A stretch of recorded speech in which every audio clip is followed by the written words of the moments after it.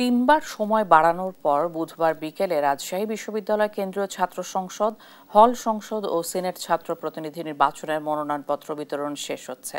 বুধবার দুপুর 12টা পর্যন্ত 4 জন সহ কেন্দ্রীয় সংসদ ও সিনেট ছাত্র প্রতিনিধি পদে পর্যন্ত মোট 424টি মনোনয়নপত্র বিতরণ করা হয়েছে। এছাড়া হল সংসদ নির্বাচনে অন্তত 600 মনোনয়নপত্র নিয়েছেন প্রার্থীরা। মনোনয়নপত্র বিতরণ চলবে বিকেল 5টা পর্যন্ত। এদিন নবীন শিক্ষার্থীরা ডোপ টেস্টের নমুনা বিশ্ববিদ্যালয় চিকিৎসা কেন্দ্রে জমা দিচ্ছেন। এর আগে মঙ্গলবার বিকেলে আন্দোলনের মুখে নির্বাচনে প্রতিদ্বন্দ্বিতা করার সুযোগ পান প্রথম বর্ষের শিক্ষার্থী। এদিকে রাকসু নির্বাচনের মনোনয়ন ফর্ম বিতরণের শেষ দিন আজ। বিস্তারিত জানাতে রাজশাহী বিশ্ববিদ্যালয় থেকে সরাসরি যোগ দিয়েছেন সহকর্মী কাজী শাহেদ। শাহেদ, রাকসু নির্বাচনের কার্যক্রম সম্পর্কে আমাদের বিস্তারিত জানাবেন। ধন্যবাদ শিক্ষা।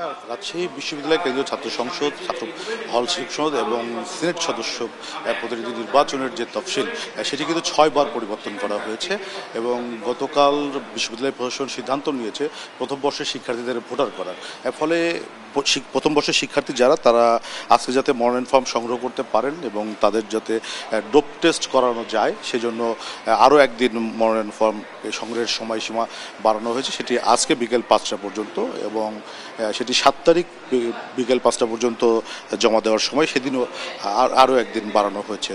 ফলে সকাল থেকে আমরা দেখেছি যে আগের যে মনোনয়নপত্র সংগ্রহ ছিল, আজকে প্রথম বর্ষের শিক্ষার্থীদের বেশ কয়েকজন মনোনয়ন ফর্ম সংগ্রহ করেছেন বিভিন্ন পদের জন্য। যদিও যে ধরনের উৎসবমুখর পরিবেশ রাকসু নির্বাচনকে ঘিরে গত 3-4 দিনে দেখা গেছে, সেটি কিন্তু আজকে একেবারেই নেই। যেহেতু যারা প্রার্থী হবেন, যেহেতু ডোপ টেস্টের ফলাফল দেয়া বাধ্যতামূলক মনোনয়ন ফর্ম জমা দেওয়ার সঙ্গে, সেদিকে তারা ব্যস্ত আছেন। এদিকে যেটি হচ্ছে ছাত্রদলের আন্দোলনের মুখে গতকালকে যখন প্রশাসন প্রথম বর্ষের শিক্ষার্থীদেরকে ভোটার করার সিদ্ধান্ত নেয়, এরপরে আমরা কয়েকজন নবীন ভোটার যারা প্রথম বর্ষের শিক্ষার্থী, তাদের সঙ্গে কথা বলেছি। তারা খুবই উৎফুল্ল এবং আনন্দিত। ফলে প্রথম বর্ষের শিক্ষার্থীরা এই ভোটার তালিকায় যুক্ত হওয়ায় 25,000-এর সঙ্গে আরও 4,000 ভোটার বেড়ে প্রায় 29,000-এর মতো ভোটার এবার রাকসুর নির্বাচনে তাদের ভোটাধিকার প্রয়োগ করবেন।